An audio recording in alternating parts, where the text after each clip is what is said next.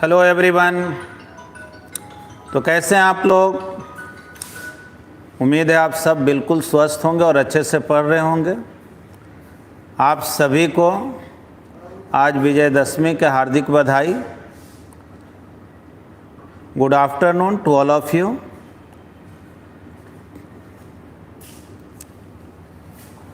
कुंज बिहारी, आशीष कुमार, कृष्ण कुमार। तो हम लोग पिछले क्लास में रेंज से रिलेटेड प्रॉब्लम और कुछ चेंज इन वेलोसिटी से रिलेटेड क्वेश्चन को देखे थे, जिसमें वेलोसिटी के डायरेक्शन तो चेंज होता था, उसके मैग्नीट्यूड में चेंजिंग नहीं होता था। आज जो है हम लोग क्रॉसिंग द रिवर से रिलेटेड कंसेप्ट को सीखेंगे, है ना। रिवर से रिलेटेड जो प्रॉब्लम है उसको सीखेंगे। हाँ, रेंज से रिलेटेड प्रॉब्लम जो आपको सिखाए थे उस पर बेस्ड कुछ होमवर्क भी दिए थे, तो सब होमवर्क को डिस्कस करेंगे, ठीक है। तो चलिए, अस्मित गुप्ता, आरती सुमन, यशस्वी अभिनव, कृष्ण प्रकाश, उज्जवल प्रकाश, आदित्य राज, अतुल रंजन, अंकित कुमार, चंद्रशेखर कुमार, आरती सुमन, गोविंद तिवारी, ठीक है। क्वेश्चन मैं अभी डिस्कस नहीं करूंगा, मैं अभी आपको क्रॉसिंग द रिवर से रिलेटेड कंसेप्ट सिखाऊंगा और उसके बाद हम लोग प्रॉब्लम पर आएंगे, फिर उसके बाद काइनेमेटिक्स हम लोग का फिनिश ही हो जाएगा। तो आइए, आज हम लोग क्रॉसिंग द रिवर टॉपिक को पढ़ते हैं।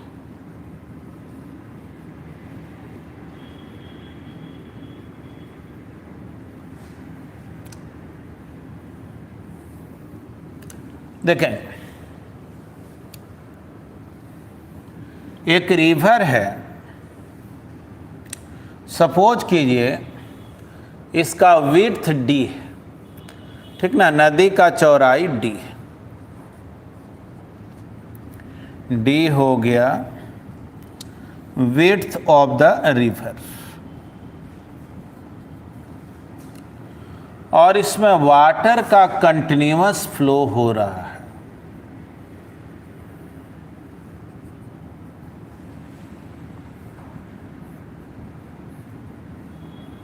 ये जो है V0 जो है ये हो गया फ्लो वेलोसिटी।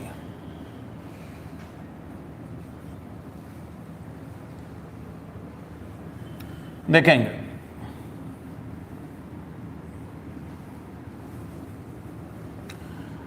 सपोज कीजिए एक स्विमर इस पॉइंट ए से तैरना शुरू किया,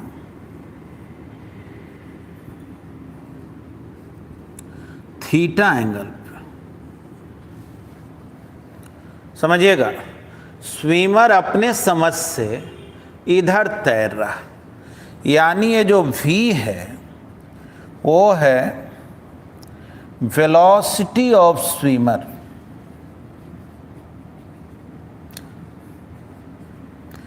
ठीक ना, वाटर के रिस्पेक्ट में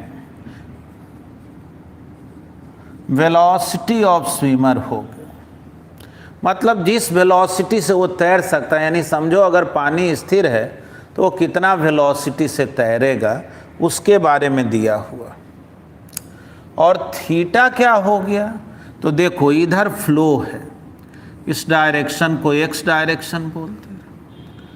तो स्विमर का जो वेलोसिटी है, फ्लो वेलोसिटी के साथ जो एंगल बनाए उसको थीटा बोले। थीटा हो गया angle between velocity of swimmer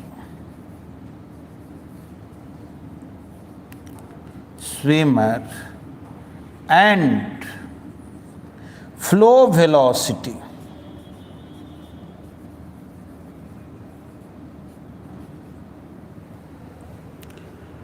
ठीक है ना। फ्लो वेलोसिटी इधर है और स्विमर भी वेलोसिटी से इधर तैर रहा है।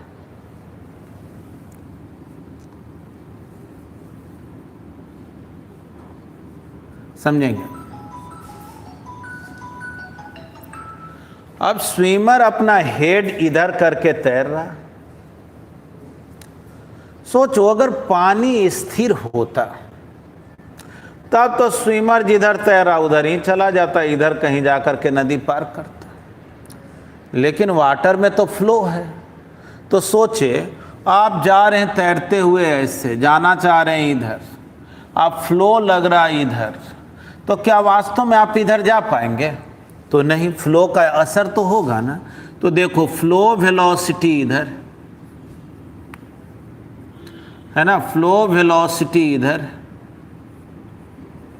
तो आप अपने समझ से इधर तैर रहे हैं, फ्लो वेलोसिटी है इधर, तो आपका रिजल्टेंट वेलोसिटी इधर। ठीक ना। देखिए आप अपने समझ से भले इधर तैर रहे हो, फ्लो अगर नहीं होता तब तो आप इधर ही जाते, लेकिन वाटर में फ्लो हो रहा है, कंटिन्यूअस फ्लो है, इसलिए आप अपने समझ से इधर हेड करके तैर रहे हैं, फ्लो इधर, रिजल्टेंट इधर। रिजल्टेंट वेलोसिटी को v डैश से डिनोट किए, और ये स्विमर जो है इस नदी को जब क्रॉस करेगा तो पहुंचेगा यहाँ। थोड़ा देख लें। अगर कोई पूछे कि ये v डैश क्या है, तो ये v डैश को आप रिजल्टेंट वेलोसिटी भी बोल सकते हैं, या आप इसको बोल सकते हैं velocity of swimmer with respect to earth. यानी कि अगर आप इस नदी के किनारे बैठ करके इस स्विमर को आप देखेंगे ना, तो ये स्विमर आपको इधर जाते नजर नहीं आएगा। भले इसका हेड ऐसे रहेगा, लेकिन ये जाएगा ऐसे, जाएगा ऐसे। यानी कि स्विमर को भले ऐसा फील होगा कि हम तो तैर के इधर जा रहे हैं, लेकिन फ्लो इधर, रिजल्टेंट इधर, स्विमर पहुंच गया यहाँ, यानी यहाँ से चल के यहाँ पहुँच गया। यानी ज़मीन पे बैठ करके आप देखते तो स्विमर आपको इधर ही न जाते नज़र आता। ठीक, देखो जी, एक ठीक सामने जो पॉइंट है ना, इसको हम लोग इस लाइन को वाई एक्सिस बोल दे रहे हैं, और ये जो ठीक सामने पॉइंट है,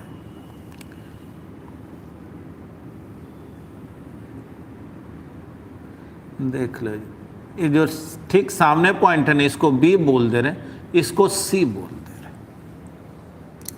तो सोचो तो स्विमर का वेलोसिटी इधर है, नेट इधर ही ना हुआ, यानी स्विमर जाएगा इधर। तो देखो तो ये जो रिजल्टेंट वेलोसिटी है, कुछ x में भी है, कुछ y में भी नहीं। वेलोसिटी इधर ना हुआ तो इसका कुछ कंपोनेंट x में भी होगा, कुछ y में भी होगा।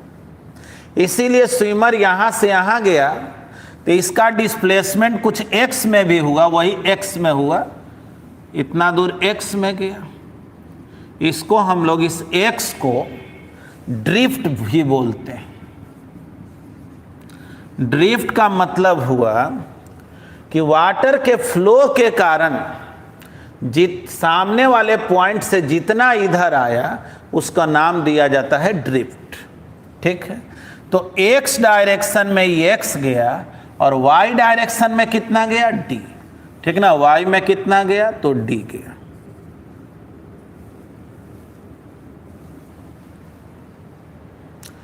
देखो जी, v में ऐड करेंगे v0 को तो मिला v डैश, यानी v dash equal to v plus v0। स्विमर के वेलोसिटी में फ्लो वेलोसिटी को ऐड किए, ये रिजल्टेंट वेलोसिटी मिला। अब सोचो इस v डैश का अगर x कंपोनेंट निकाले तो v का x component plus v not का x कंपोनेंट, तो v का x component v cos v और x के बीच का एंगल, तो v इधर x इधर, ये एंगल कितना है थीटा। v नॉट का x component v not cos v not और x के बीच का एंगल, देखो v नॉट इधर x भी इधर, दोनों पैरेलल है ना, तो बीच का एंगल हो गया 0। तो v dash x v cos theta plus v not, यानी कि इसका जो रिजल्टेंट वेलोसिटी है x डायरेक्शन में उसका कंपोनेंट इतना है। मतलब कि जब ये स्विमर यहां से यहां तक जाएगा तो आगे जाने का उसका जो वेलोसिटी है वो इतना है v cos theta plus v not.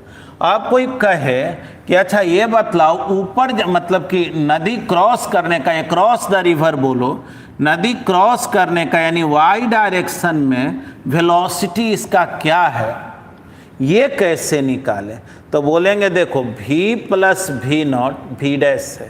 अगर v डैश का y कंपोनेंट निकालना चाहते हो तो v का y component plus v not का y कंपोनेंट, तो v का y कंपोनेंट क्या होगा v cos v और y के बीच का एंगल, तो देखो v इधर है और y इधर है, यही ना बीच का एंगल, तो सोचो ये पूरा थीटा है और यहाँ से यहाँ तो 90 है, तो पूरा थीटा और ये 90, तो ये थीटा माइनस 90 होगा क्या, यानी ये हो गया थीटा माइनस 90। अब चलो v नॉट का y कंपोनेंट, तो v not cos v not और y के बीच का एंगल, देखो v नॉट इधर और y इधर, बीच का एंगल 90,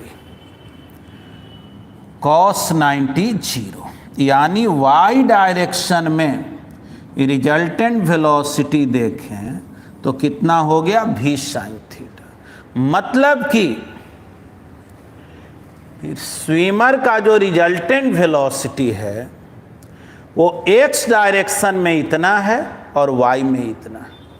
तो सोचो ये नदी को जब पार करता है तो पार करने में x डायरेक्शन वाला वेलोसिटी हेल्प नहीं ना करेगा। x डायरेक्शन वाला तो चाहेगा कि भाई चलते जाइए, इधर चलते जाइए, चलते जाइए। y डायरेक्शन वाला जो वेलोसिटी है वही ना नदी को पार करने में हेल्प करेगा। तो अगर ये पूछा जाए कि time for crossing the river क्या होगा, time for crossing the river, नदी पार करने में कितना टाइम लगेगा, इसको हम लोग कैसे निकालें? तो देखो जी, A से C तक जाएंगे तो y डायरेक्शन में कितना गए, तो d, और y डायरेक्शन में वेलोसिटी देख लो रिजल्टेंट कितना है, तो y डायरेक्शन में वेलोसिटी आया है v साइन थीटा। यानी देख लो जी, time for crossing the river का फॉर्मूला हो गया d by v sine theta, ठीक ना। यानी अगर आप फ्लो से थीटा एंगल बना करके तैर रहे हैं तो नदी पार करने में आपको कितना टाइम लगेगा, d by v sine theta. अगर कोई ये पूछ दे कि ये टाइम मिनिमम कब होगा, for time to be minimum, याद रखना टाइम जब मिनिमम होता है ना तो उसको हम लोग क्विकेस्ट पाथ भी बोलते हैं। जल्दी से जल्दी नदी को पार अगर करना हो तो देखो साइन थीटा का वैल्यू जितना ही ज़्यादा होगा टाइम उतना ही कम होगा। तो बोलेंगे for time to be minimum sine theta should be equal to 1। Sine theta ज़्यादा से ज़्यादा होना चाहिए, और साइन थीटा ज़्यादा से ज़्यादा क्या होता है 1। थीटा क्या हो गया 90 डिग्री, बोलो जल्दी से, टाइम का मिनिमम वैल्यू तो d/v, बस बन गया क्या? d/v हो गया टाइम का मिनिमम वैल्यू। यानी स्विमर को अगर A से C पर जाना है, इस नदी को क्रॉस करना है जल्दी से जल्दी, तो कम से कम कितना टाइम लगेगा? तो बोलेंगे d/v टाइम लगेगा। तो उम्मीद है आप यहाँ तक तो समझ गए होंगे। थोड़ा आप लोग जो हैं रिस्पॉन्ड भी करें।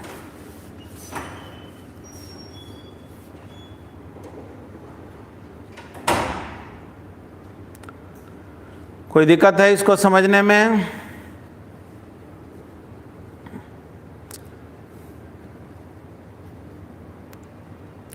चलिए, अस्मित बोल रहे हैं यस सर समझ गए।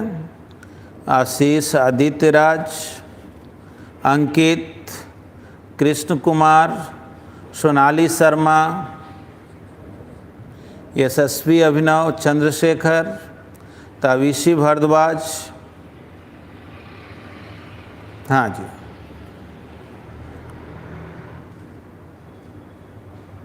चलिए सब लोग बोल रहे हैं, कोई दिक्कत नहीं है। चलिए अब रिजल्ट को याद भी रखना है। क्या हम लोग सीखे कि जब स्विमर A से C पर जाएगा तो x डायरेक्शन में उसका वेलोसिटी है v cos theta plus v not, और y डायरेक्शन में यानी अक्रॉस द रिवर जो वेलोसिटी नदी को पार कराने में हेल्प करता है वो है v sin थीटा। हाँ, एक बात और जानिए। अच्छा, आपसे कोई कह देता कि अच्छा सर एक बात बतलाइए, A से C न जाना है, तो अगर A से C का मुझे डिस्प्लेसमेंट मालूम रहे, मान लो ये मेजर कर लिया और ये आया 50 मीटर, और अगर रिजल्टेंट वेलोसिटी डायरेक्ट मालूम रहे, मुझे v डैश का ही वैल्यू मालूम रहे, तो क्या टाइम नहीं निकलेगा? बोलेंगे एकदम निकलेगा। टाइम कैसे निकलेगा? तो बोलेंगे A से C का डिस्टेंस देख लो, AC देख लो, अब v डैश से डिवाइड कर दो, वो भी टाइम है ना। लेकिन हम लोग चाह रहे थे थीटा के टर्म में आए, क्योंकि v डैश वगैरह हम निकाले तो है नहीं कि कितना आएगा, तो हम v डैश का y कंपोनेंट निकाल लिए, तो ये मेरे लिए सिंपल हो गया। ठीक ना, याद रखना। अगर मान लो कोई स्टूडेंट कहा क्या कि नहीं टाइम निकालना है ना, हम A से C का डिस्टेंस देख लेंगे, AC देख लेंगे, और उसमें रिजल्टेंट वेलोसिटी से डिवाइड कर देंगे, क्या ये गलत हो जाएगा? तो बोलेंगे बिल्कुल नहीं, एकदम सही है। ये अलग बात है कि ना मुझे AC मालूम है ना मुझे v डैश मालूम है, मालूम जहाँ पे रहेगा वहाँ ये काम कर सकते, वो कोई नया काम थोड़े है ना। अब चलिए, एक स्टूडेंट पूछ रहे हैं टाइम मैक्सिमम कब होगा? तो मैक्सिमम टाइम तब होगा नदी में कूद करके उसी में सो जाइए। अब ज़िंदगी भर सोए रहिए, पार ही नहीं करेंगे, तो टाइम वो मैक्सिमम हो गया। मतलब मैक्सिमम टाइम का कोई लिमिट है? हम तैरेंगे ही नहीं, तो बस पड़े रहिए जहाँ रहेंगे वहाँ, वो मैक्सिमम टाइम हो गया। इसलिए इसमें केवल मिनिमम पूछा जा सकता है, मैक्सिमम तो मर्जी पर है मेरा, है ना। चलिए आगे बढ़ते हैं। तो अब इसको मिटा रहे हैं, बाद में जब वीडियो अपलोड होगा देख करके आप लोग लिख लेंगे। वैसे तो क्रॉसिंग द रिवर का बोलेंगे कि नोट्स फ्रेश होगा तो उसको भी अपलोड कर देंगे। अब देखेंगे, मिटाते हैं इसको। अब हम लोग इसी में आगे देखते हैं कि नदी क्रॉस करने में कितना टाइम लगा, ये तो पता चल गया। अब ये नदी क्रॉस करेगा तो x डायरेक्शन में डिस्प्लेसमेंट क्या होगा ये कैसे निकालेंगे, ड्रिफ्ट कितना होगा ये कैसे निकालेंगे, इसको हम लोग पता करते हैं। तो ठीक, देखो जी, नदी को पार करने में टाइम कितना लगा है? तो d/v sin थीटा। इतना टाइम में x में कितना गया है? यानी अगर आपको ड्रिफ्ट निकालना है तो x equal to resultant velocity x में देख लो और टाइम से मल्टीप्लाई कर दो, तो v cos theta plus v not d/v sin theta.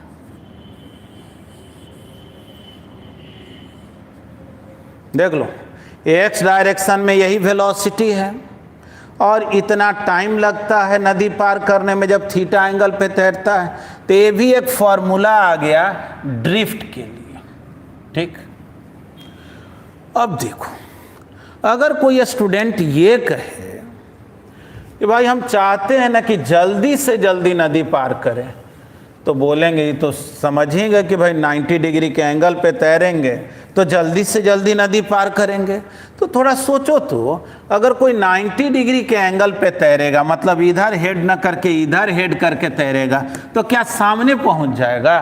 तो बिल्कुल नहीं। देखो, अपने समझ से ऐसे तैरेगा, फ्लो इधर लगेगा, रिजल्टेंट इधर चला जाएगा, इधर वो तो और दूर जाएगा, सामने नहीं पहुंचेगा, लेकिन टाइम उसको कम लगेगा। ठीक है, अब चलो, एक स्टूडेंट जो है वो कह रहा है कि नहीं, हम तैर करके ठीक सामने पहुंचना चाहते हैं, हम इधर उधर नहीं पहुंचना चाहते, हम चाहते हैं हम इस तरह से तैरें कि हम यहां ना पहुंच के यहां पहुंच जाए। तो बोलेंगे देखो भाई, तो तभी संभव है जब रिजल्टेंट वेलोसिटी इधर ना हो करके इधर हो जाए। यानी आप अपने समझ से तैरिए इधर, फ्लो इधर, और रिजल्टेंट अगर इधर होगा तभी ना यहाँ पहुँचेगा। बोलो, अगर रिजल्टेंट इधर है तो इधर जाएंगे, रिजल्टेंट इधर रहेगा तो इधर जाएंगे, कारण कि जिधर रिजल्टेंट वेलोसिटी होगा जाना तो उधर ही पड़ेगा। तो बोलेंगे to reach at directly opposite point. अगर आप चाहते हैं कि ठीक सामने वाले पॉइंट पर पहुंचें, तो ठीक सामने पहुंचेंगे तो x का जो वैल्यू है वो 0 हो जाएगा, ये जो ड्रिफ्ट है वो 0 हो जाएगा। और x है कितना? तो x है v cos theta plus v naught D by we sine theta, it should be equal to 0। सोचो, ये पूरा टर्म इधर चला जाए तो v cos theta plus v naught is equal to 0। तो cos थीटा कितना हो गया? Minus v naught by v, है ना। cos थीटा हो गया minus v naught by v। इस एंगल पे जब तैरेंगे, यानी थीटा का value cos inverse minus we naught by V, ऐसा अगर एंगल हो तब, मेन यही फॉर्मूला आप याद रखिएगा, इस एंगल पे तैरेंगे, थीटा आप चाहे जो आए, तो आप ठीक सामने पहुंचेंगे। लेकिन इसमें एक बात देखिए, अगर मान लीजिए कि ये जो वी नॉट है, यानी रिवर का जो फ्लो है, सपोज करो वो 20 मीटर पर सेकेंड, और आदमी का जो तैरने का वेलोसिटी है, स्विमिंग स्पीड जो है मान लो 10 मीटर पर सेकेंड, तो कॉस थीटा कितना आएगा? देखें तो माइनस वी नॉट यानी 20/10, कॉस थीटा आ गया -2। बोलो, कॉस का वैल्यू कभी -1 से कम हो सकता है? 1 और -1 के बीच में होता है। ये क्या आ गया? -2। मतलब ये हुआ कि ऐसा तो कभी पॉसिबल है ही नहीं। ये फॉर्मूला तभी वैलिड है जब v नॉट कम हो और v ज़्यादा हो। यानी हम लोग बोलेंगे इट इज वैलिड फॉर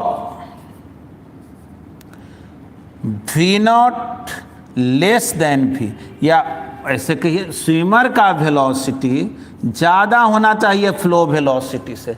जब तक आपका तैरने का गति फ्लो वेलोसिटी से ज़्यादा नहीं होगा तो आप कभी सामने नहीं पहुंच सकते हैं तैर के, क्योंकि अगर v0 ज़्यादा हो गया और v कम हो गया तब वैल्यू -1 से भी कम आ जाएगा, जो प्रैक्टिकली पॉसिबल नहीं है। समझ पाए? यानी कि अब इसी में कोई स्टूडेंट बोलेगा सर क्या दोनों इक्वल तो हो सकता है ना?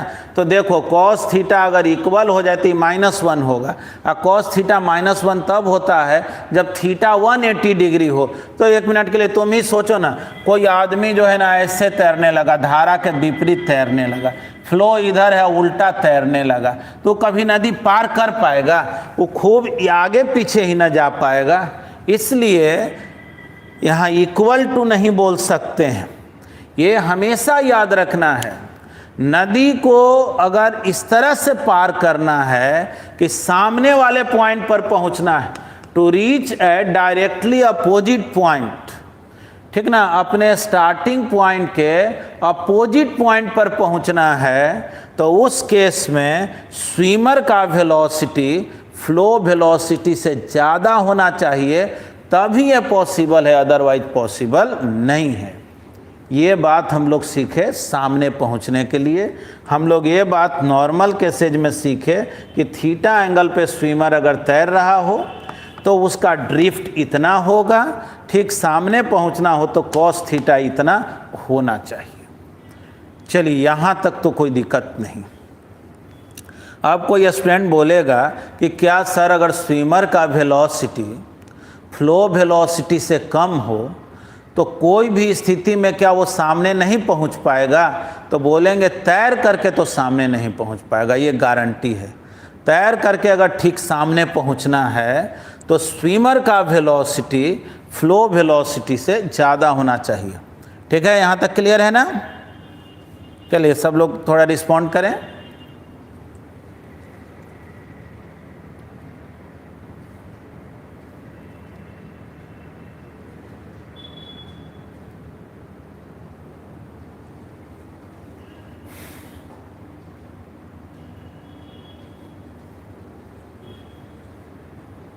ठीक ठीक, चलिए यहाँ तक तो हम लोग सीखे।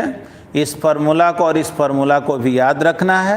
हाँ, इस फार्मूला के साथ कुछ शर्त है, इस शर्त को भी याद रखना। अब चलिए मान लीजिए कि कोई स्विमर जो है जिसका फ्लो वेलोसिटी जिसका स्विमिंग का अपना जो वेलोसिटी है फ्लो वेलोसिटी से कम है,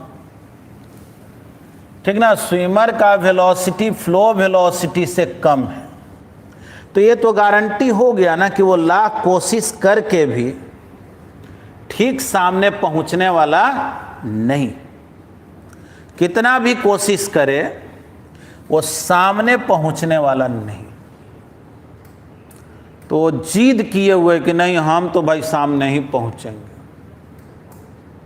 तो उसको कोई कहा कि ठीक है एक काम करो, सामने तो नहीं पहुंच पाओगे, इधर कहीं पहुंचना और दौड़ करके आ जाना सामने। तो कहा कि ठीक है हम दौड़ने के लिए तैयार हैं, लेकिन हम चाहते हैं दौड़ना कम से कम पड़े। यानी इनडायरेक्ट वे में ये कहा जा रहा है कि अगर स्विमर का वेलोसिटी फ्लो वेलोसिटी से कम हो, तब अगर चाहते हैं आप कि हम सामने तो खैर नहीं पहुंच पाएंगे, लेकिन इधर कहीं भी पहुंचे, हमको दौड़ना कम से कम पड़े सामने आने के लिए, यानी ड्रिफ्ट कम से कम हो, तो बोलेंगे v less than v0, then for shortest path. याद रखना एक वर्ड यूज करते हैं क्विकेस्ट पाथ। क्विकेस्ट पाथ का मतलब होता है जिसमें टाइम मिनिमम, और शॉर्टेस्ट पाथ का मतलब होता है जिसमें डिस्टेंस कम चलना पड़े। तो बोलेंगे ये v less than v0, then for shortest path x should be minimum. x कम से कम होना चाहिए, ठीक, x शुड बी मिनिमम, ठीक। तो x कम से कम होने के लिए क्या करना होगा? तो ठीक है, आओ x का क्या फॉर्मूला पड़ेगा जी? v cos theta plus v naught by into D by we sine theta, यही तो हम लोग पढ़े। x तो इसी फॉर्मूला को फॉलो करता है। एक काम करो, साइन थीटा को अंदर लाओ, तो x कितना हो गया? तो देख लेना, साइन थीटा अंदर लाएंगे तो v cot theta cos theta by sine theta plus v naught 1 by sine theta हो गया cosec theta into D by V. देखो यही x का वैल्यू, और चाहते हो ना कि हम इतना एंगल पे तैरे ना कि मेरा x कम से कम। तो जब हम लोग कैलकुलस का पोर्शन पढ़े थे तो उसमें एक टर्म पढ़े थे मैक्सिमा एंड मिनिमा। तो बोलते थे कि for x to be minimum, अगर चाहते हो कि x मेरा कम से कम हो, तो x डिपेंड कर रहा थीटा पे। तो कैलकुलस में रूल है तब dx बाई डी थीटा 0 होना चाहिए। x का डिफ्रेंसिएशन थीटा के रिस्पेक्ट में 0 होना चाहिए। इसको डिफ्रेंसिएशन करो, कॉट थीटा का डिफ्रेंसिएशन क्या हुआ बोलो? तो minus cosec square theta minus cosec square theta, और कॉसेक थीटा का डिफ्रेंसिएशन क्या होता है? तो minus cot theta into cosec theta D by V, it should be equal to 0।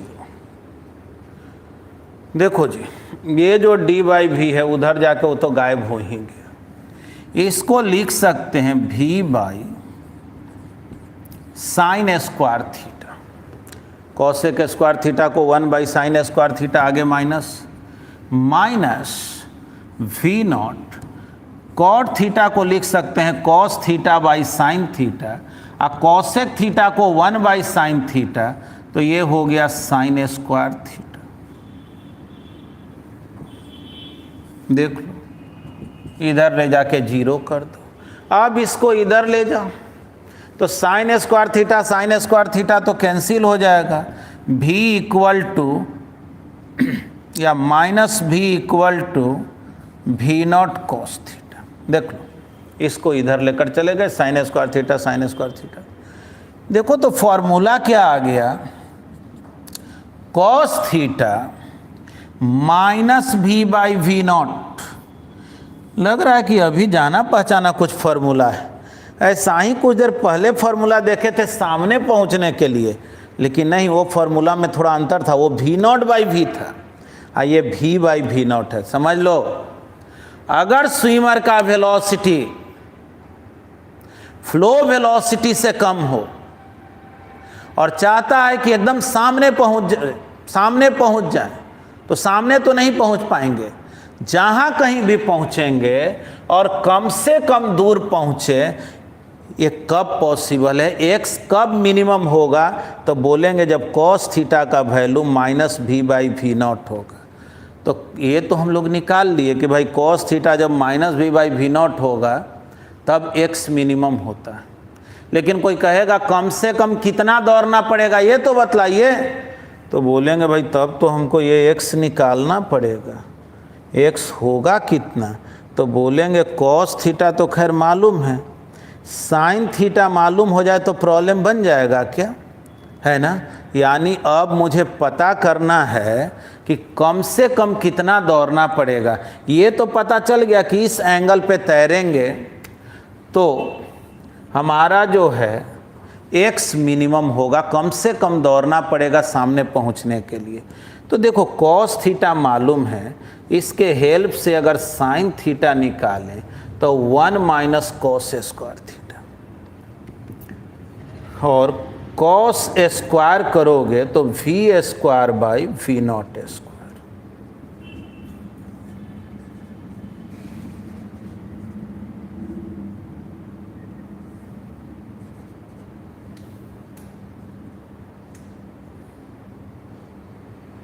ठीक है, ये निकल गया किसका वैल्यू, साइन थीटा का।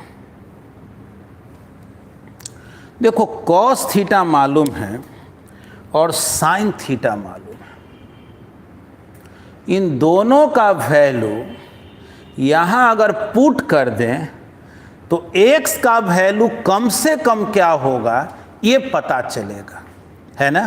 तो पहले तो आप ये बताइए, यहां तक समझने में तो दिक्कत नहीं है। हाँ एक बात जानिए, जो लोग डिफ्रेंशिएशन नहीं जानते हैं वो माइंड में ये सोचे कि इसका डिफ्रेंशिएशन का ये फॉर्मूला होता है। ऐसे भी कहीं डेरिवेशन के लिए कोई एग्ज़ाम में आना नहीं है, आपको याद यही रिजल्ट करना है कि अगर आपका वेलोसिटी फ्लो वेलोसिटी से कम हो और आप चाहते हैं x मिनिमम हो तो cos थीटा ये, अगर आपका वेलोसिटी फ्लो वेलोसिटी से ज़्यादा है तब तो आप ठीक सामने पहुंच ही सकते हैं, और उसके लिए cos थीटा आया था -v0/v, तो cos थीटा आ गया -v/v0 x मिनिमम के लिए, और साइन थीटा भी आ गया। अब वैल्यू पुट कर देंगे तो पता चल जाएगा कम से कम कितना दौड़ना पड़ेगा। बोलिए यहाँ तक समझे ना।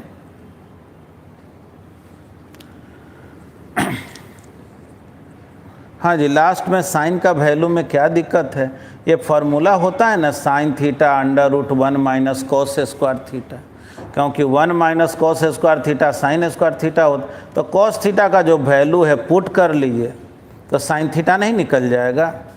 बोलिए ये रूट से बाहर कर लिए इसीलिए v0 लिख लिए, स्क्वायर हटा दिए, इसमें क्या दिक्कत है।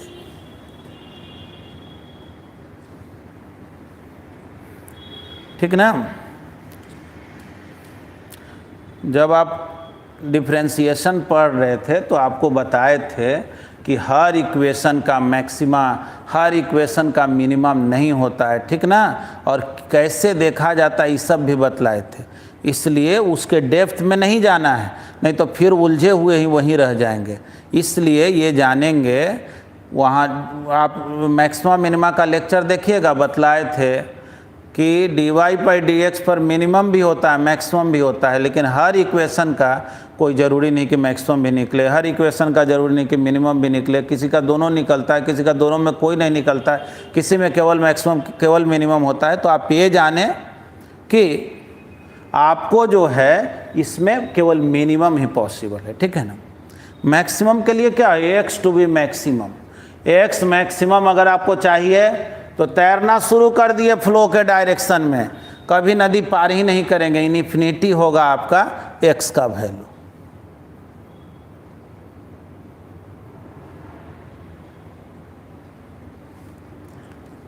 अच्छा एक स्टूडेंट बोल रहा है कि सर यहाँ v0 दीजिएगा। हाँ ठीक है, ठीक सही बोल रहे हैं। √v0² - v² divided by v0, ठीक।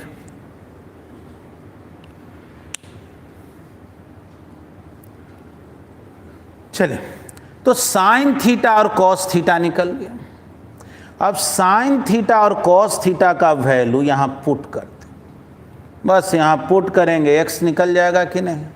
तो आइए जी इसको पुट करते हैं, आगे देखेंगे। मुझे x का मिनिमम वैल्यू निकालना है, x का मिनिमम वैल्यू निकालना है, तो बोलेंगे v cos थीटा, तो cos थीटा कितना हो गया -v/v0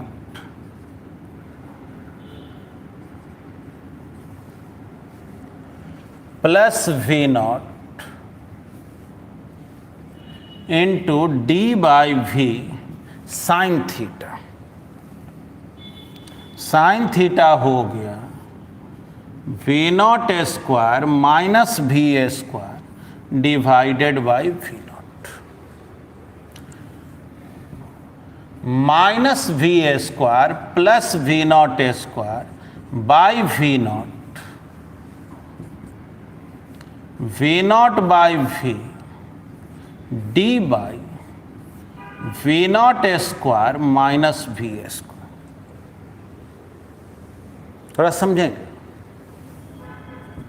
v0 कैंसिल, d/v देखिएगा, ऊपर में लिख रहे हैं v0² माइनस v² और नीचे में लिख रहे हैं √v0² माइनस v²। देख लीजिए, सोचिए तो, d/v √v0² माइनस v², यही ना आ गया, सही है ना।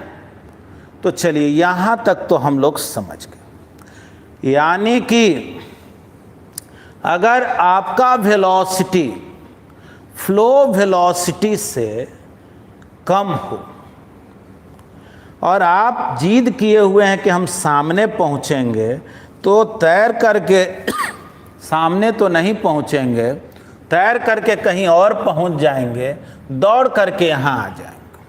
तो ठीक, एक कम से कम इतना दौड़ना पड़ेगा, और इतना दौड़ने के लिए जिस एंगल पे आपको तैरना है उसमें cos थीटा का वैल्यू होना चाहिए -v/v0, यही ना।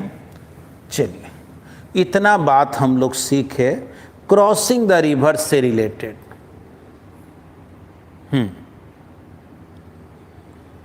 और कोई किसी को तो कोई प्रॉब्लम नहीं होगा इसमें, ठीक ना। थोड़ा रिस्पॉन्ड आप लोग करें।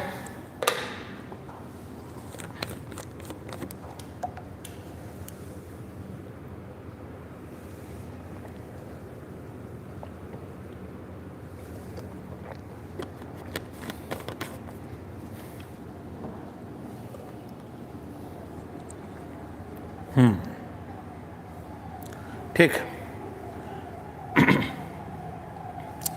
अब आइए हम लोग इस पर बेस्ड कुछ क्वेश्चन को देखते हैं। देखिए, हर बार जो है ना, आपको एक कोशिश ज़रूर करना चाहिए कि हम एक शॉर्ट नोट्स बनाएं। उसको हम लोग मेमोरी मैप भी बोलते हैं। मतलब कि अपने से एक ऐसा नोट्स तैयार करें जिसको अगर एक बार देख लें तो पूरा चैप्टर मेरा रिवाइज हो जाए थियोरेटिकल पॉइंट ऑफ व्यू से, है ना। क्योंकि बहुत सारा चैप्टर पढ़ना होता है और सब बात को एक साथ याद रखना बहुत ही डिफ़िकल्ट चैलेंज होता है। तो आइए आपको शॉर्ट में बता दें। जैसे आप मेमोरी मैप बना रहे हैं कि अभी जो पढ़े उस बात को याद कैसे रखें। तो अभी मान लीजिए जितना भी बात पढ़ा है उसको लिखेंगे तो हो सके 3 पेज 4 पेज हो जाए, लेकिन हम इसको शॉर्ट में क्या किए, बोले देखो जी ये फ्लो वेलोसिटी है, रिवर का विड्थ है d, स्विमर जो है वो थीटा एंगल पे तैर रहा है, कितना टाइम लगेगा नदी पार करने में, तो d/v sin theta, minimum time क्या होगा, तो d/v थीटा जब 90 हो गया, फिर x का वैल्यू क्या होगा, तो बोलेंगे x डायरेक्शन में जो रिजल्टेंट वेलोसिटी है तो x डायरेक्शन में इतना है d/v sin थीटा। फिर जो है फॉर या to reach at directly opposite point, to reach at directly opposite point, अगर ठीक सामने पहुंचना है तो बोलेंगे उसके लिए x 0 होना चाहिए और cos थीटा का वैल्यू आ जाता है -v0/v, और ये याद रखें v जब v0 से बड़ा है तभी वैलिड है। फिर बोलेंगे कि अगर v का वैल्यू लेस देन v0 है तब x to be minimum, then for x to be minimum चाहते हैं कि x कम से कम हो तो cos थीटा का फॉर्मूला यही याद रखना, उल्टा करके लिख देना। और x का मिनिमम वैल्यू क्या होगा, d/v।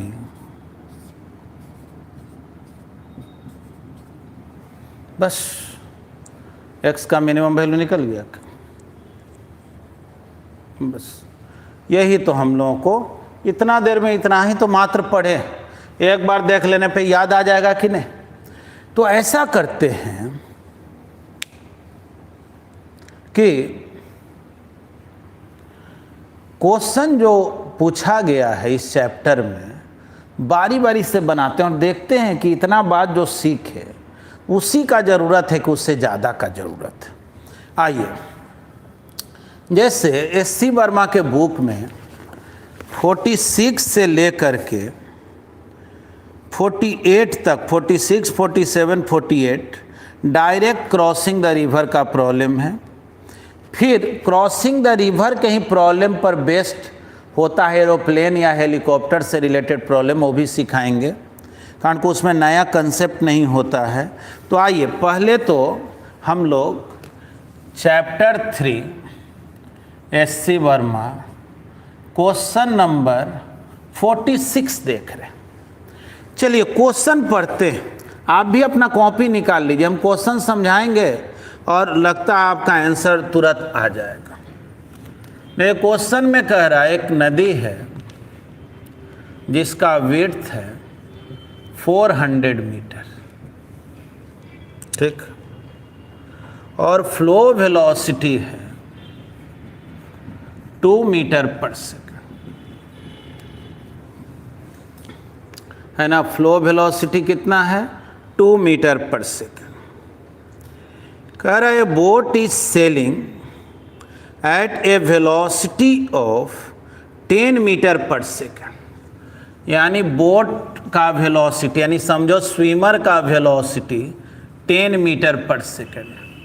स्विमर की जगह बोट है, और क्या कह रहा क्वेश्चन में कि boat is sailing at a velocity of 10 metre per second with respect to the water in a direction perpendicular to the river. ये बोट को ऐसे ले जा रहा है 90 डिग्री के एंगल पर, ऐसे अपने समझ से ये 90 डिग्री के एंगल पे बोट को ले जा रहा है। तो क्या बोट यहाँ पहुँच जाएगा, क्या ए से चलेगा बी पर पहुँच जाएगा, तो बोलेंगे नहीं, फ्लो इधर लगेगा, रिजल्टेंट कहीं इधर होगा, सामने पहुंचने वाला नहीं है। हाँ, फ्लो ही नहीं होता रिवर में तो ठीक सामने पहुंच जाता। अब क्वेश्चन में पूछ क्या रहा, क्वेश्चन के फर्स्ट पार्ट में पूछ रहा आपसे find the time taken by the boat to reach at the opposite bank. Boat को कितना टाइम लगेगा यहाँ से यहाँ जाने में, तो टाइम होता है d/v sin थीटा। d है 400 मीटर, v कितना है जी, तो 10 है, और थीटा 90 है। बोलो 40 सेकेंड आ गया। बस क्वेश्चन का बी पार्ट में आपसे कह रहा है how far from the point directly opposite to the starting point does the boat reach the opposite bank. कह रहा है कि स्टार्टिंग पॉइंट के अपोजिट में जो पॉइंट है वहाँ से कितना आगे जो है, कितना दूरी पे जो है ये बोट रिवर को क्रॉस करेगा, सामने वाले पॉइंट से कितना दूरी पर, यही पूछ रहा है। यानी x का वैल्यू पूछ रहा है। तो आप जानते हैं ना x का formula v cos theta plus v not d/v sin theta. तो v कितना, तो स्विमर का वेलोसिटी या बोट का वेलोसिटी 10 है, थीटा तो 90 है, v नॉट कितना है, तो 2 है।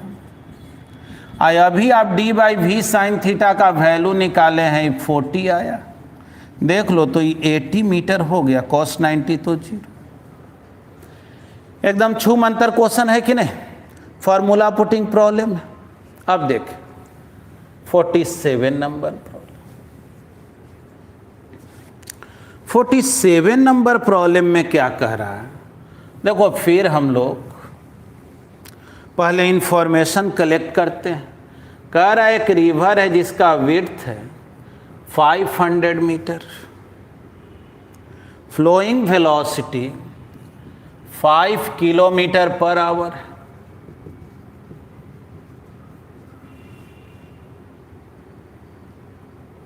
His speed with respect to water 3 kilometre per our.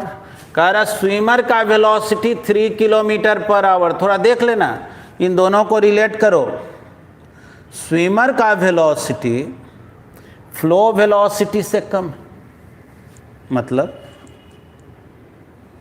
ये लाख कोशिश करके भी सामने तो नहीं पहुंच सकता, ये समझ लो। जैसे ही ऐसा रिजल्ट दिखाई पड़े ना, तो दिमाग में आना चाहिए कि अगर स्विमर ए से चलेगा तो बी पर तो गारंटी है ही नहीं पहुंचेगा तैर करके। ठीक, क्वेश्चन में कह क्या रहा? कह रहा if he heads in a direction making an angle theta with the flow. कह रहा अगर स्विमर जो है फ्लो से थीटा एंगल बना के हेड करे, इधर हेड कर दिया, तो कह रहा ये बतलाओ कि इसको नदी पार करने में कितना टाइम लगेगा। बोलेंगे इसमें कौन बुद्धि लगाना भाई, टाइम का फॉर्मूला होता है d/v sin थीटा।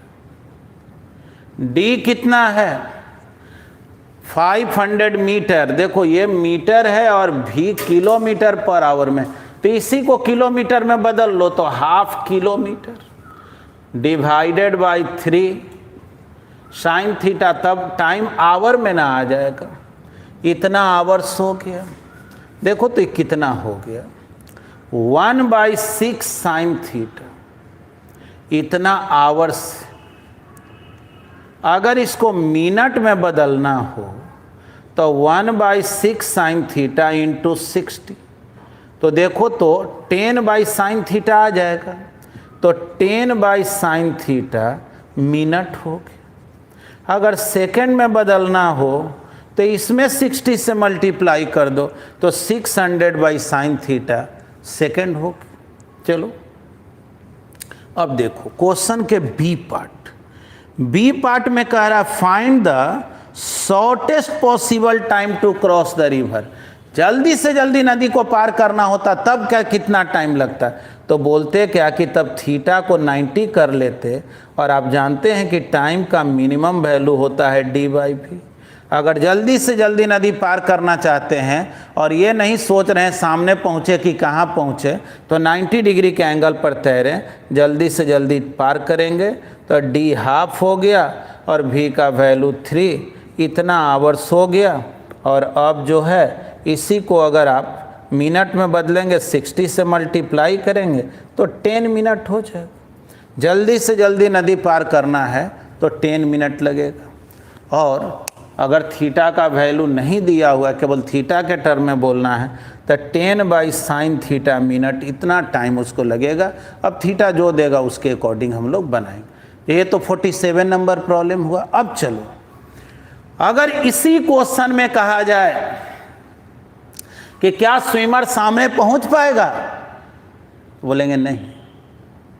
तो कहेगा अगर सामने नहीं पहुंचेगा और ये कहीं और पहुंच गया और दौड़ करके सामने आना चाहता है, तब उसको कम से कम कितना दौड़ना पड़ेगा। तो बोलेंगे अभी तो हम लोग पढ़े थे ना, कम से कम इतना दौड़ना पड़ेगा, है कि नहीं। वैल्यू पुट कर देंगे। तो देखो इसको मेमोरी मैप में तो पहले लिख लेना है। इसी का एडिशनल क्वेश्चन 48 नंबर है, जिसमें यही पूछ रहा है कि अगर स्विमर तैर करके कहीं और पहुंचता है और दौड़ करके सामने आता है, तब ये बतलाओ कि कम से कम कितना दौड़ना पड़ेगा। तो देखो जी, यहाँ ये इसको मिटा दे रहे हैं, और 48 नंबर जो प्रॉब्लम है 47 से ही रिलेटेड है, उसमें x का मिनिमम वैल्यू पूछ रहा है। तो d/v √v0² minus v²। d आपको मालूम है हाफ किलोमीटर, v आपको मालूम है 10, वी नॉट आपको मालूम है, सॉरी v का वैल्यू तो 3 है ना, उस क्वेश्चन में 3 है, और वी नॉट है 5 माइनस 3a² 1/6। देख लो तो ये 4a² √4 हो गया, 2/3 किलोमीटर दौड़ना पड़ेगा क्या? यही ना, यानी कि इस केस में हर हालत में स्विमर को 2/3 किलोमीटर तो दौड़ना ही पड़ेगा, इससे कम नहीं हो सकता है। इससे ज़्यादा दूरी दौड़ना पड़े पॉसिबल है, लेकिन अगर कम से कम दौड़ना चाहता है तो कितना वो डिस्टेंस होगा? 2/3 किलोमीटर। क्लियर है? चलिए यहां तक तो आप समझ गए। देखिए 3 क्वेश्चन क्रॉसिंग द रिवर के बताए, इसको मिटा दे रहे हैं। और आप ये देखें कि जो आपको मेमोरी मैप बताए बहुत हद तक ये उसी को फॉलो किया, बहुत ज़्यादा कोई कंसेप्ट की ज़रूरत नहीं पड़ा।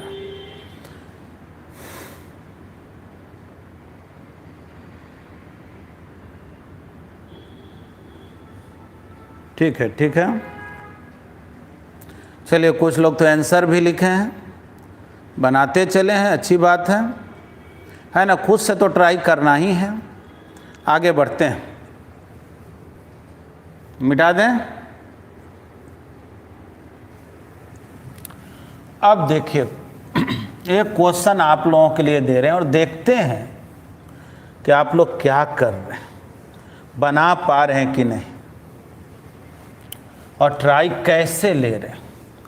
सपोज कीजिए क्वेश्चन है कि स्विमर का जो वेलोसिटी है वो फ्लो वेलोसिटी से ज़्यादा है,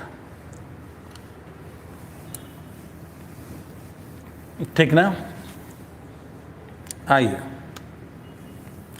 क्वेश्चन है, v जो है वो वेलोसिटी ऑफ स्विमर, शॉर्ट में क्वेश्चन लिख रहे हैं, velocity of swimmer. v not जो है वो है flow velocity, flow velocity. d जो है विड्थ ऑफ द रिवर, ठीक। और ये दिया हुआ है v greater than v not. Swimmer का वेलोसिटी फ्लो वेलोसिटी से ज़्यादा है, ठीक। ये ज़्यादा है, इससे क्या समझे? जैसे ही बोला ना स्विमर का वेलोसिटी फ्लो वेलोसिटी से ज़्यादा है, मतलब वो चाहेगा तो सामने भी पहुंच सकता है, उसकी मर्जी। अब ये मत याद कर लेना कि सामने ही पहुंचेगा, उसकी मर्जी है, चाहेगा तो सामने पहुंचेगा। वो ऐसा एक एंगल फॉर्म कर सकता है जिस एंगल पे अपना हेड करे तो सामने पहुंचेगा। और अभी मेमोरी में भी बतलाए थे सामने पहुंचने के लिए क्या करना पड़ता है। अब चलो क्वेश्चन में कह रहा है find time taken by the swimmer to reach eight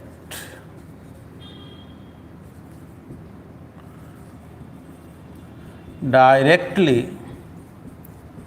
opposite point, ठीक ना, to reach at directly opposite point, ठीक। सामने वाले पॉइंट पर पहुंचने में टाइम कितना लगेगा, तो कैसे इसको बनाया जाए।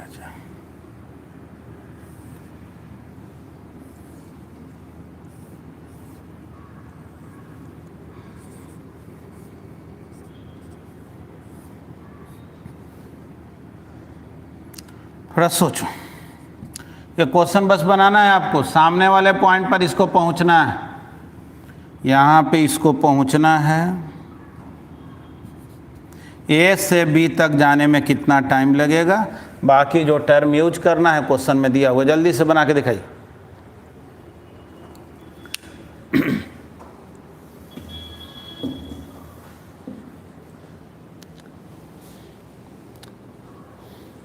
हाँ जी, कुछ लोग लिख रहे हैं डी बाई भी तो बिल्कुल गलत हैं आप लोग, ठीक ना, बढ़िया सोच।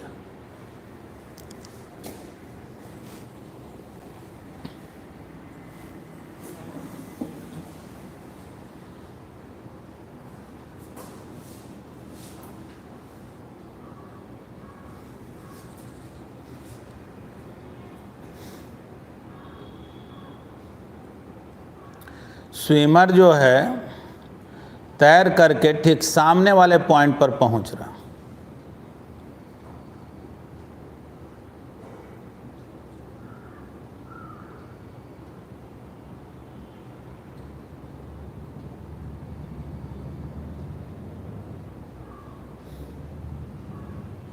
जल्दी से बनाइए।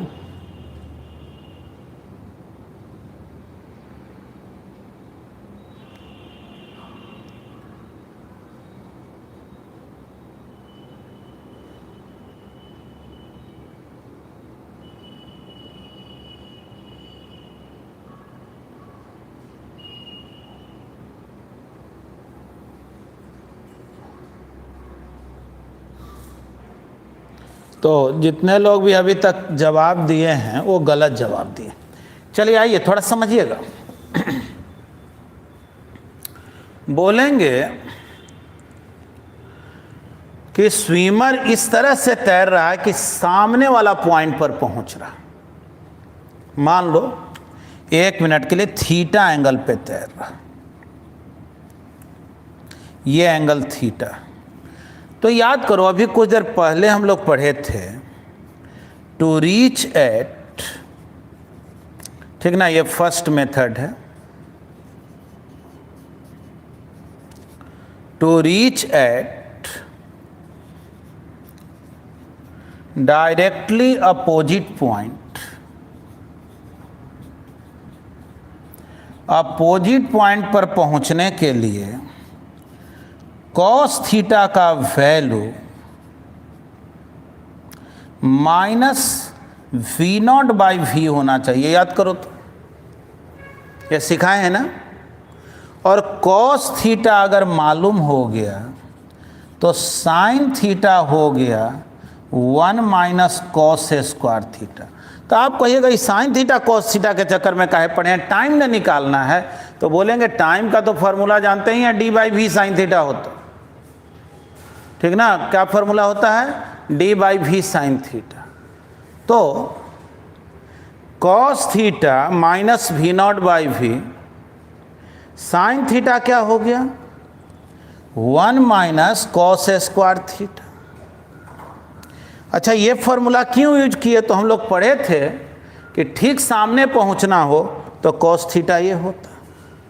चलो जी, तो साइन थीटा हो गया 1 minus we naught square by v square. तो v square minus we naught square divided by v.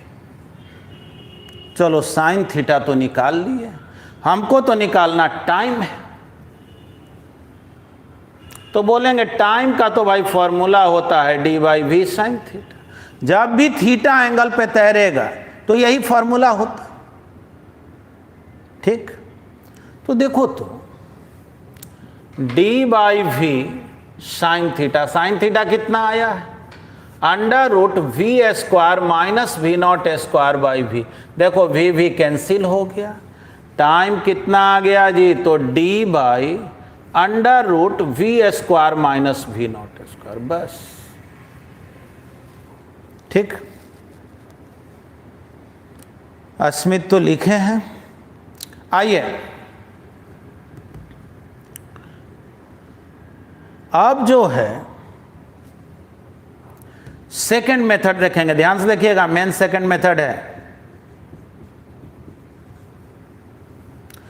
देखो फर्स्ट मेथड तो हम तब यूज कर सकते हैं जब मुझे फॉर्मूला याद हो कि सामने पहुंचने के लिए कॉस थीटा इतना होता है और टाइम का formula d by we sine theta होता है। ये दो फॉर्मूला याद हो तभी ये प्रॉब्लम बना पाएंगे। लेकिन जो आपको सेकंड मेथड बताने जा रहे हैं उसमें किसी फॉर्मूला का ज़रूरत ही नहीं है। आइए थोड़ा सीखिएगा, ये आगे बहुत काम करेगा। जितना एरोप्लेन वाला प्रॉब्लम है सब बनाएंगे उसमें ही बहुत यूज में आएगा। थोड़ा समझना, स्विमर अपने समझ से इधर तैर रहा, अब फ्लो इधर लगा, अगर रिजल्टेंट इधर हुआ होगा तभी ना स्विमर यहां से यहां पहुंचा। रिजल्टेंट इधर होता तो कहीं इधर ना पहुंच जाता, यानी सामने पहुंच रहा, इसका मतलब ही हुआ कि रिजल्टेंट वेलोसिटी जो है वो इधर है, ए से बी की ओर है। तो कोई कहेगा इससे क्या फ़ायदा हुआ? बोलेंगे देखो इससे फ़ायदा ये है कि डायरेक्ट भी बना सकते हैं, ए से बी गया तो कितना दूर गया तो डी, और रिजल्टेंट वेलोसिटी से डिवाइड कर दो, वी डैश वेलोसिटी से ही ना गया, यानी सीधे ऐसे बोलो टाइम कितना तो गया डी, रिजल्टेंट वेलोसिटी कितना वी डैश, और वी डैश कितना होगा तो देख लो, तो ये जो ट्रायंगल बना, ये जो ट्रायंगल बना ये हाइपोटेनस हो गया ना, अगर इसको बेस बोलो तो ये परपेंडिकुलर हो गया। तो पाइथागोरस थ्योरम यूज करोगे तो भी डैश का वैल्यू क्या हो जाएगा, तो भी डैश हो जाएगा under root v square minus we naught square. देख लो तो निकल गया कि नहीं, v square minus we naught square करेंगे, वी डैश निकल गया, वैल्यू रख दिए, देखो आंसर आ गया, यही ना आंसर है, जो इसमें आंसर आया वही आया, बस इसमें एक लाइन लिखना पड़ा, डी बाई वी डैश का वैल्यू ट्रायंगल से निकाल दिया, है ना। चलिए रिस्पॉन्ड करें आप लोग, यहां तक समझे कि नहीं?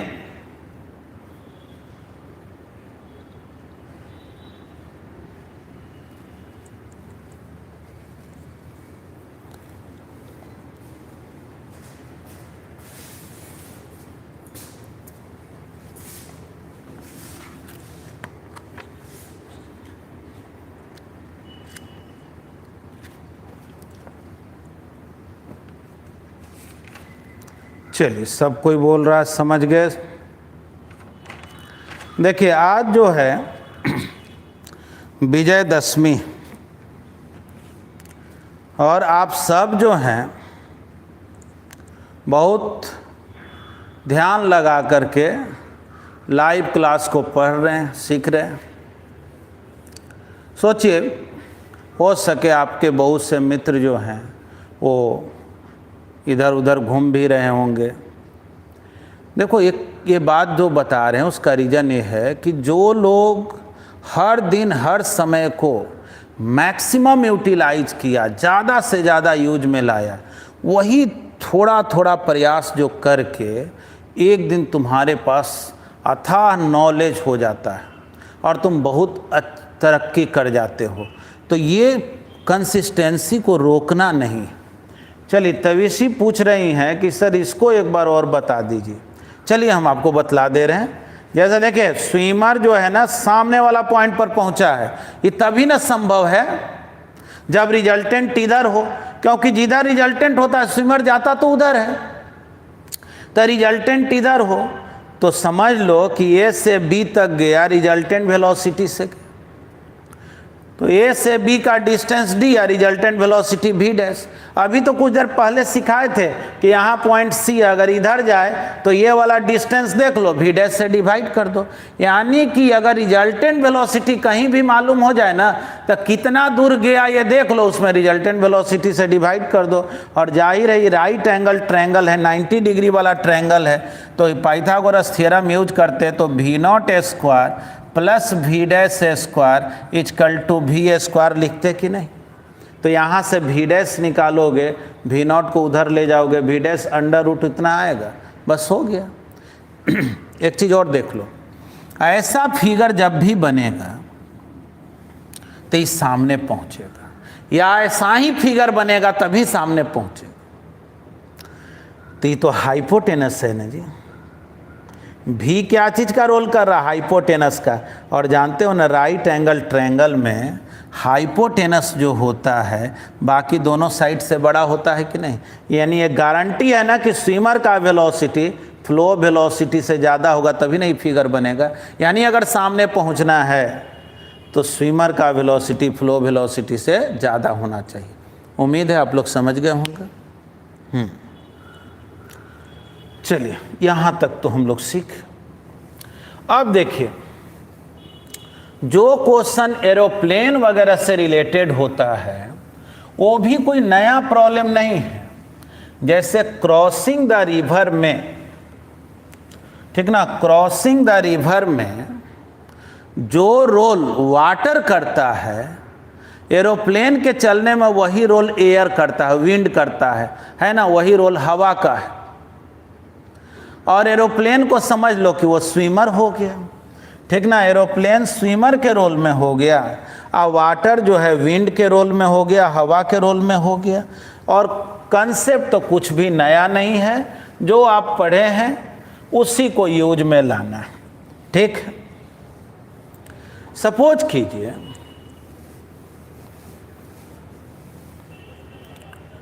एक क्वेश्चन में आपसे कहा गया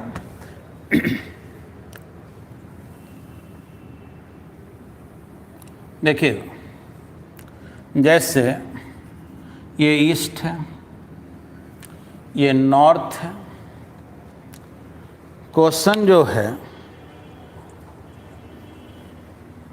लेते हैं थोड़ा बुक से। क्वेश्चन में कह रहा है ये helicopter which is flying 60 degree north of east, 60 degree north of east, east से 60 डिग्री के एंगल बना करके एक हेलीकॉप्टर जो है फ्लाई किया। मतलब ये अपना वेलोसिटी इधर रख लिया और ये पूरा एंगल कितने के इक्वल है, 60 डिग्री, ठीक। मतलब समझो एक आदमी तैर रहा है 60 डिग्री के एंगल पे। अब आगे क्या कह रहा है, इसी क्वेश्चन में कह रहा है कि विंड जो है, एक मिनट रुक जाइए, west to east, wind west to east है, हवा इधर बह रहा। तो चलो जी, विंड वेस्ट टू ईस्ट, ये विंड हो। कह रहा है कि ऐसा देखा जा रहा है कि ये 45 डिग्री के एंगल पे अर्थ के रिस्पेक्ट में फ्लाई करा, यानी कि अपने समझ से 60 डिग्री के एंगल पे टेक ऑफ किया, 60 डिग्री के एंगल पे जो है ना उड़ान भर दिया हेलीकॉप्टर।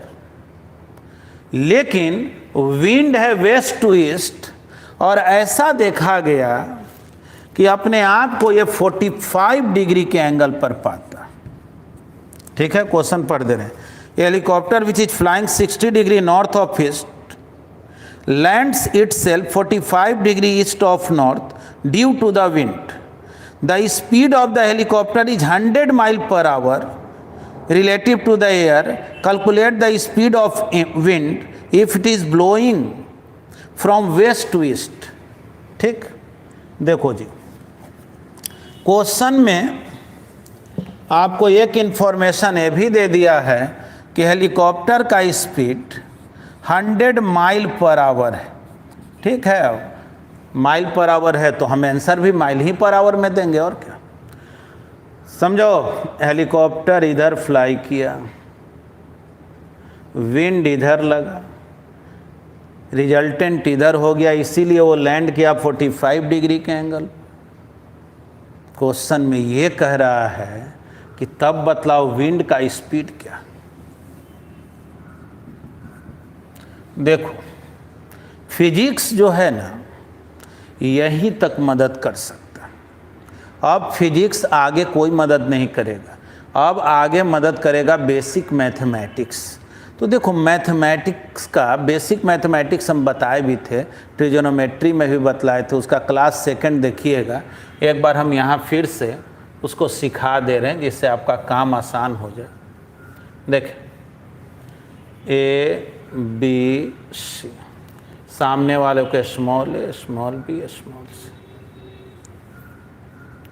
तो A by sine a, B by sine b, C by sine c.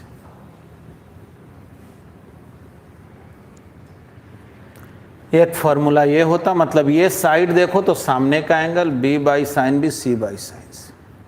और एक फॉर्मूला ये, जैसे मान लो अगर कॉस बी मुझे ये एंगल निकालना है, तो A square plus C square minus B square by 2AC। अगर कॉस A निकालना है, बी स्क्वायर प्लस सी स्क्वायर माइनस ए स्क्वायर 2bc।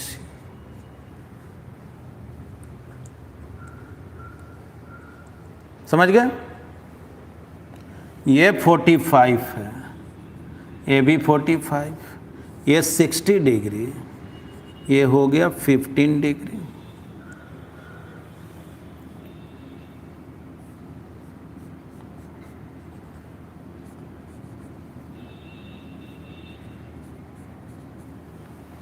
चलो,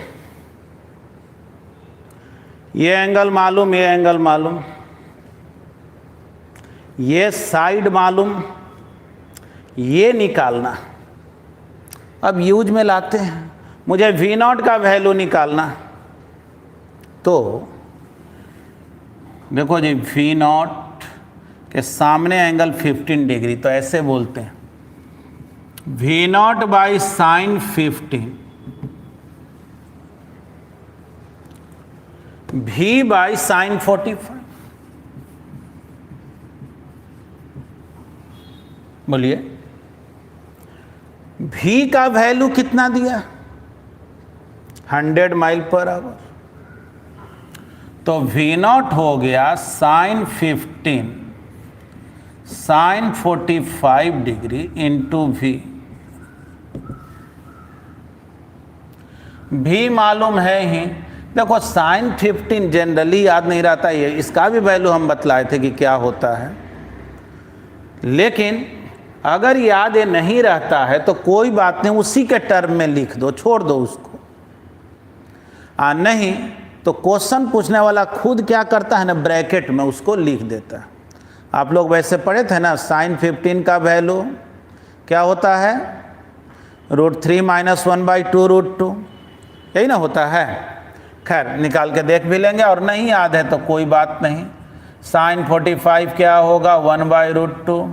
अभी का वैल्यू आया है 100, यानी हम लोग बोल दिए 100√2 इंटू साइन 15 डिग्री, इतना माइल पर आवर। अब बतलाओ, ये जो काम किए इस बेसिक मैथमेटिक्स से न किए। अगर ये मुझे नहीं मालूम होगा तो हम बना कैसे पाएंगे? तो देखो, ये जो क्वेश्चन बतलाए, जो आप लोगों को रेफर किए थे एक बुक एम करीम, उसमें जो है, क्योंकि उसका चैप्टर का जो ऑर्डर रहता है अलग अलग रहता है। चैप्टर 5 का 14 नंबर ये प्रॉब्लम है ना? क्या इसमें कोई दिक्कत है? इसको समझने में कोई दिक्कत है आप लोगों को? थोड़ा रिस्पॉन्ड करें तो।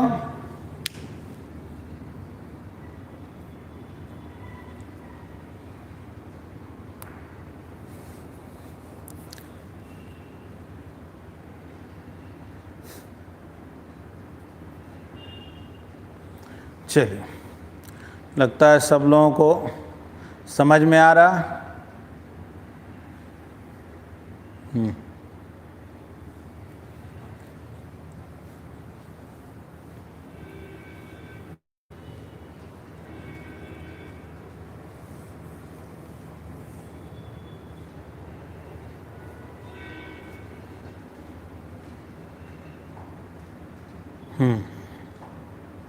ठीक है, ठीक है। चलिए, अब आगे बढ़ते हैं।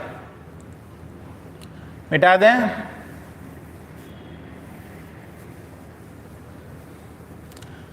तो जो एरोप्लेन से रिलेटेड प्रॉब्लम भी है ना, ये भी प्रॉब्लम आपको बनाने में बहुत दिक्कत होने वाला नहीं। बस क्रॉसिंग द रिवर को अगर आप समझे हैं तो आप वहीं से जो है बात को समझ सकते हैं। देखें, अब जैसे एक क्वेश्चन है, देखिएगा,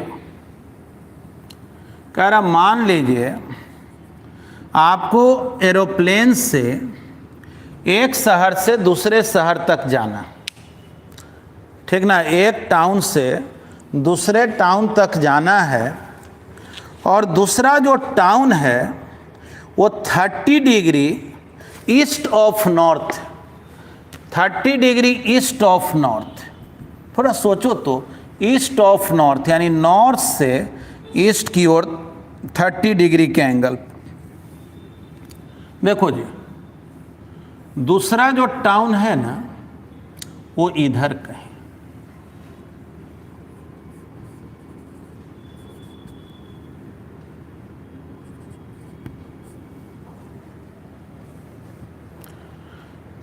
और कितना डिस्टेंस पर है, तो 500 मीटर पर, सॉरी मीटर बोल, किलोमीटर पर ए से बी का distance.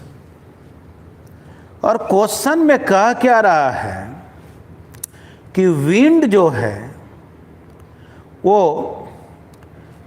South to north, wind is blowing due north at a speed 20 metre per second. Wind का स्पीड दे दिया है 20 मीटर पर सेकेंड।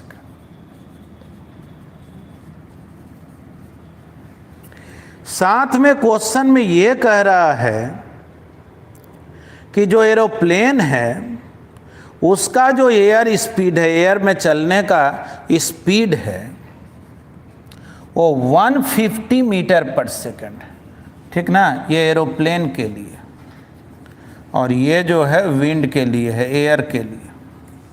ठीक, थोड़ा समझना, समझो तुम ही इस प्लेन के पायलट हो और कहा गया कि भाई देखो टाउन ए से टाउन बी पे जाना है, और टाउन बी देख लो यहीं है, तो तुम क्या किए, एरोप्लेन को लिए और चल दिए ऐसे, तो क्या यहाँ पहुँचेंगे? तो नहीं। अगर तुम हेड ऐसे करोगे और विंड इधर लग रहा, हवा इधर है, तब तो रिजल्टेंट कुछ इधर हो जाएगा। अब जाना कुछ बी पर था, पहुंच जाएंगे कोई सी पर, यानी अलग ही शहर में चले जाएंगे। मान लो अर्जेंटीना से ब्राज़ील जाना था और अर्जेंटीना से चिली पहुंच गए। मतलब कि हमको हेड इधर नहीं करना चाहिए। हाँ, विंड अगर नहीं होता तो इधर हेड कर देते, चला जाता। तब क्या करना चाहिए? तो बोलेंगे तब हेड को कुछ इस तरह से करो जिससे कि विंड इधर लगे और रिजल्टेंट वेलोसिटी इधर हो जाए, क्योंकि जिधर रिजल्टेंट होगा जाएगा तो उधर ही ना। जरा समझना, हेड को ऐसे करो कि विंड जो है इधर रहे और रिजल्टेंट इधर हो जाए।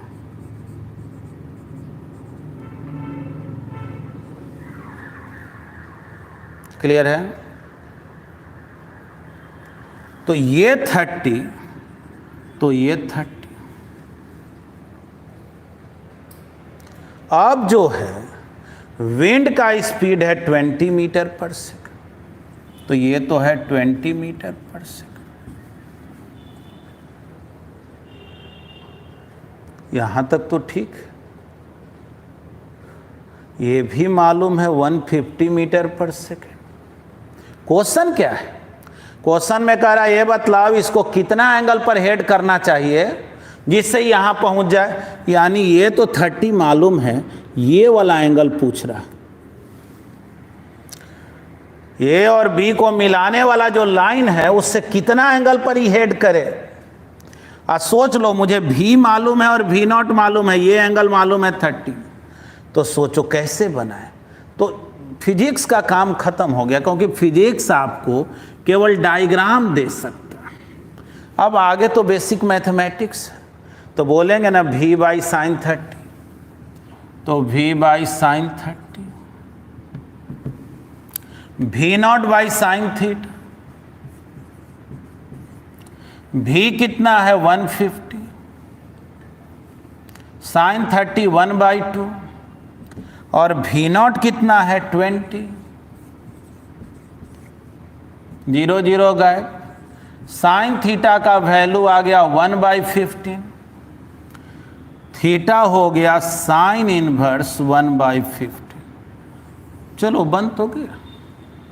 कितना एंगल पर ही हेड करेगा, तो दोनों को जो मिलाने वाले लाइन है उससे थीटा एंगल पर हेड करे।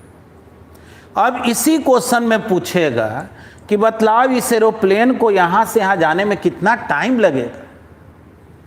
तो बोलेंगे भाई देखो टाइम अगर निकालना है ना तो दो चीज़ चाहिए, कितना दूर गया तो डी मालूम है, भी डैश अगर निकल गया तो प्रॉब्लम बनेगा कि नहीं, तो हाँ बनेगा। तो भी डैश कैसे निकालें, तो बोलेंगे कि देखो भी नॉट और भी तो मालूम है, भी डैश नहीं मालूम। अगर यहाँ पे cos 30 लिखो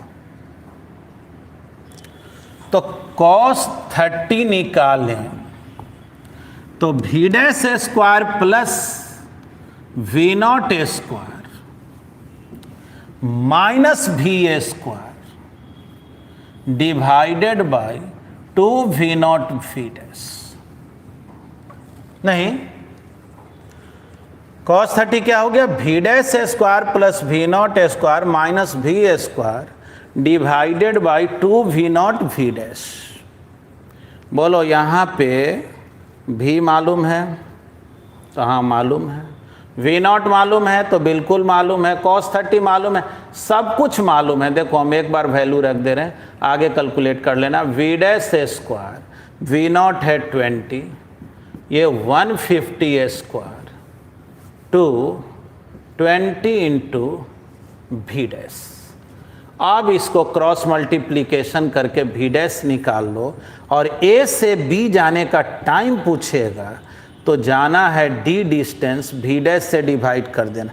हाँ एक बात याद रखना, ये 500 किलोमीटर है, इसको मीटर में बदले 1000 से मल्टीप्लाई कर लिए तो चूंकि ये वेलोसिटी मीटर पर सेकंड में है तो डिस्टेंस को भी मीटर में रख लेंगे, भी डैश से डिवाइड करो, प्रॉब्लम बन जाएगा।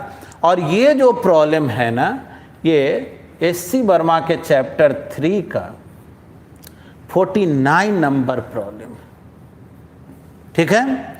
तो देखें हम लोग क्रॉसिंग द रिवर से रिलेटेड प्रॉब्लम सीखे हैं, एरोप्लेन वगैरह से रिलेटेड प्रॉब्लम सीखे हैं। अभी भी कुछ क्वेश्चन रह गया है जो आपको दिक्कत है, जो आप पूछ नहीं पाए हैं। तो आप लोग क्या करेंगे कि आप समझिए कि एम करीम के बुक में चैप्टर 5 टोटल आपका होमवर्क है।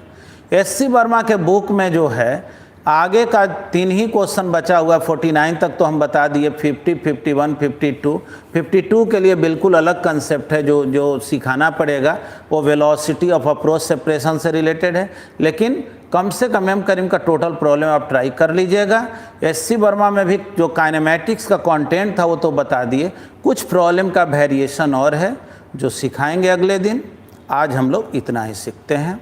Thank you, have a nice day.